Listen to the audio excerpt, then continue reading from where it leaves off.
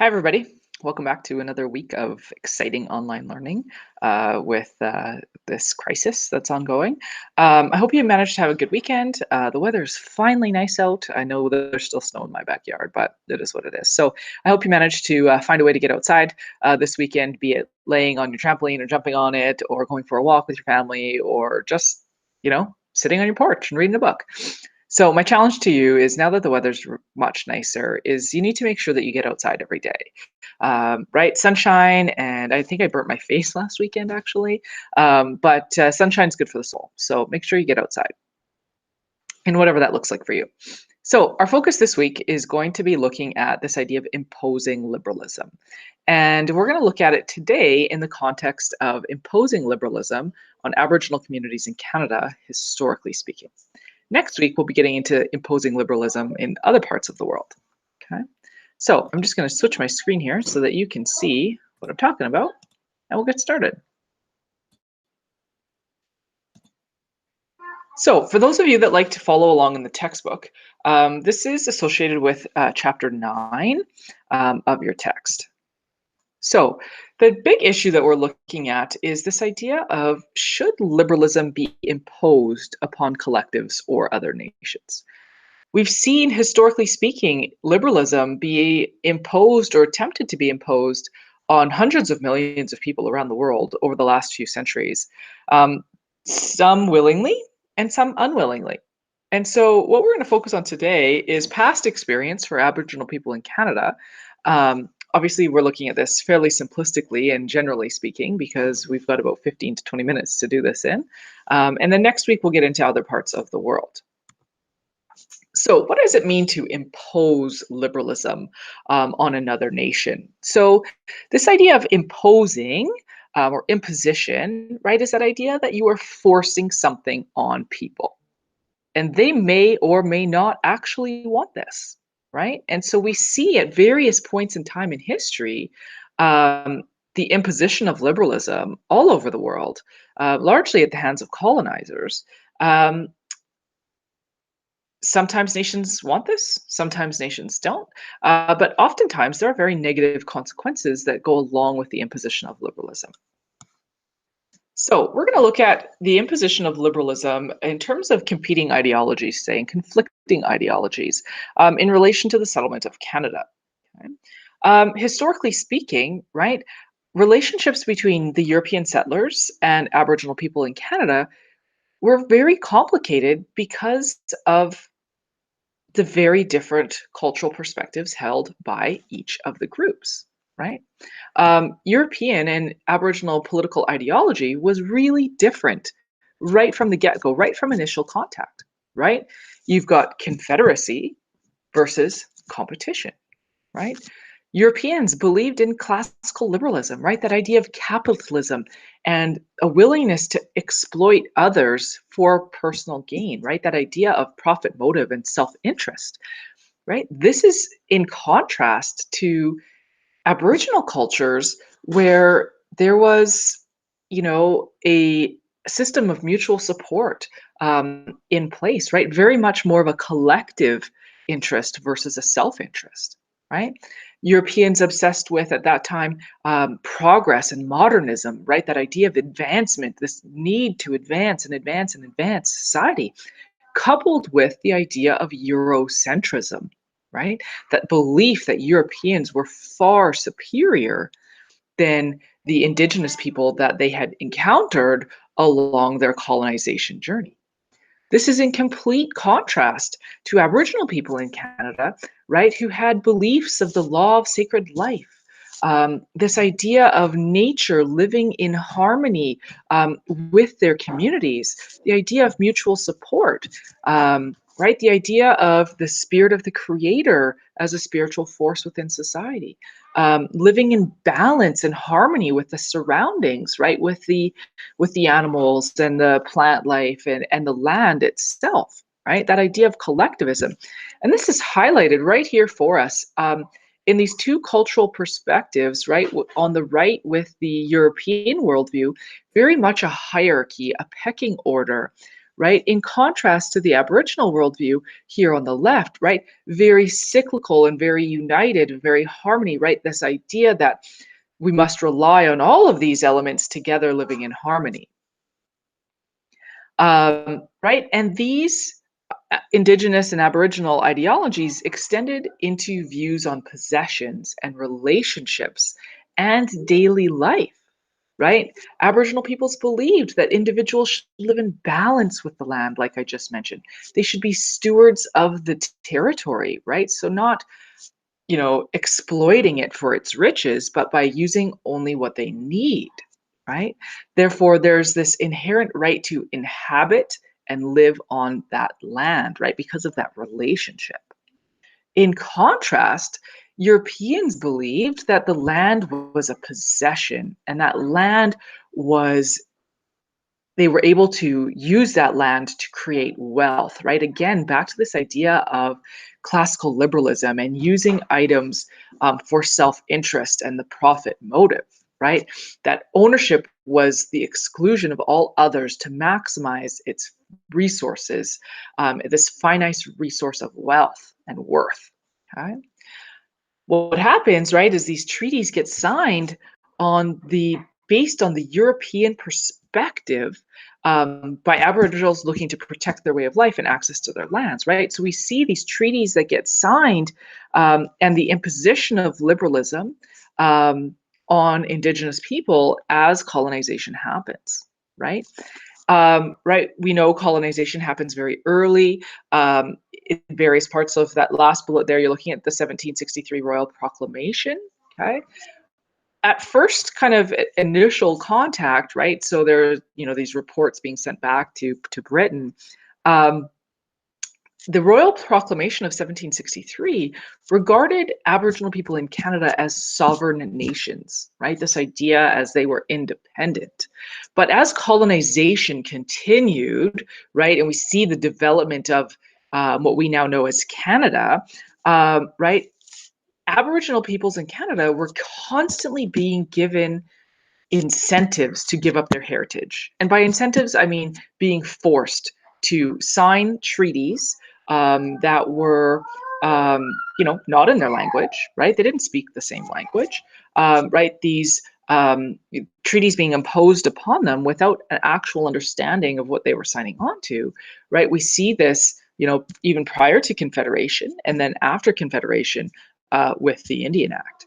And ultimately speaking, underlying all of these acts were all built on the premise of Eurocentrism, right? That Europeans were superior and Aboriginal peoples were inferior, and therefore needed protection as separate individuals from the rest of mainstream society, right? This us versus them, but we're putting you below us, right? And this has tremendous horrible negative consequences throughout our country's history. One of those being the residential school system that you spent a lot of time talking about in grade 10. So we're not going to get into the nitty gritty of the residential school system here today, more so just kind of a brief overview so that you can recall what you learned in grade 10. Naturally speaking, if you recall from grade 10, what we see is the residential school system leaving. Have two computers? I have two, yes. Leaving one of Canada's darkest legacies in all of Canadian society. Shh, I'll tell you later. Okay, you want to say hi to the kids? What are they? They're in the computer. You want to say hi? Say hi. Hi. Hi. Hi. Hi. Hi. Did you poop? Okay, we'll change it in a minute. We're almost done here. Sorry. Yes, take it. So the legacy of residential schools in Canada is one of the darkest, kind of most awful things that has taken place in this country. Stand right there. You don't have a pull-up on. And the purpose of these residential schools in Canada, as you know, was to educate and civilize Western nations. Westernize the First Nations people in Canada, right? To force them to adopt this this European way of life, right? But that wasn't something that that Indigenous people wanted to do, naturally speaking, right? And as a result, this became the responsibility of the Canadian federal government under federal laws. If you recall from Social 10, right, this process was used to, 1, separate children from their parents, 2, force religion on them, 3, teach and force all communication in English, to basically remove the Indian from the child, as it was called, historically speaking. Okay.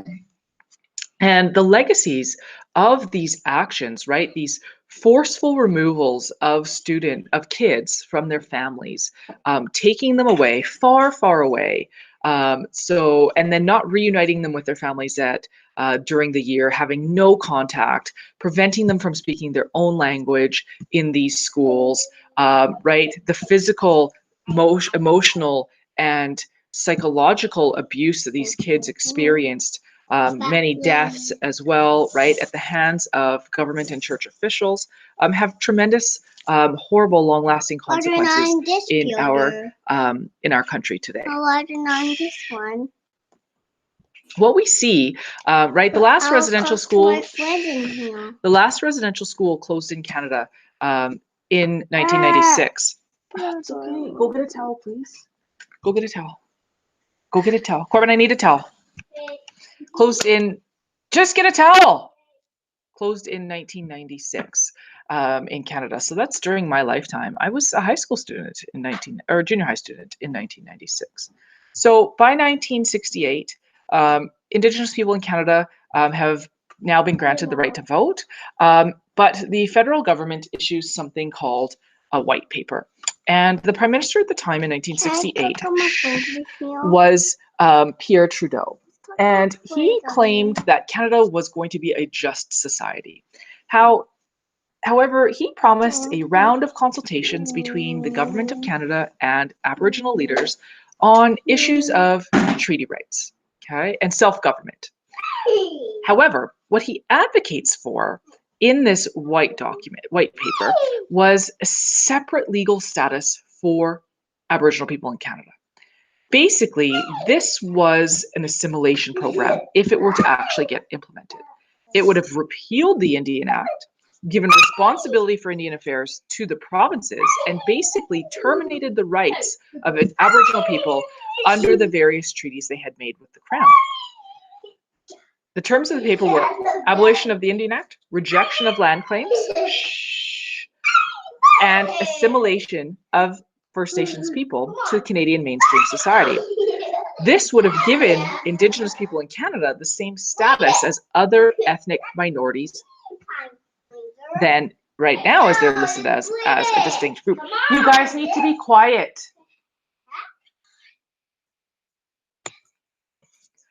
But what we see is a response, okay, it was titled The Red Paper. I'm really sorry. This is my third attempt to do this. So we're just going to go with it. And you're going to just relish in the fact that you are not me right now. So the Red Paper was a response. Okay? And the Cardinal's words basically galvanize the First Nations communities in Canada into action. And what we see is a complete reversal of the policies of the government associated with the White Paper. And what we see is the establishment of meetings between First Nations representatives and federal cabinet in the early 1970s.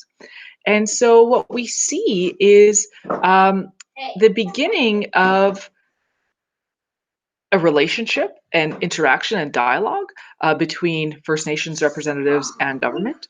Is it perfect? No. Is it perfect? No. It was a step.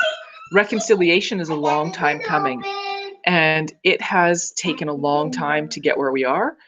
Where we are now is certainly not perfect, and we certainly still have a long way to go in our country in terms of reconciliation based on past wrongs of various governments preceding us.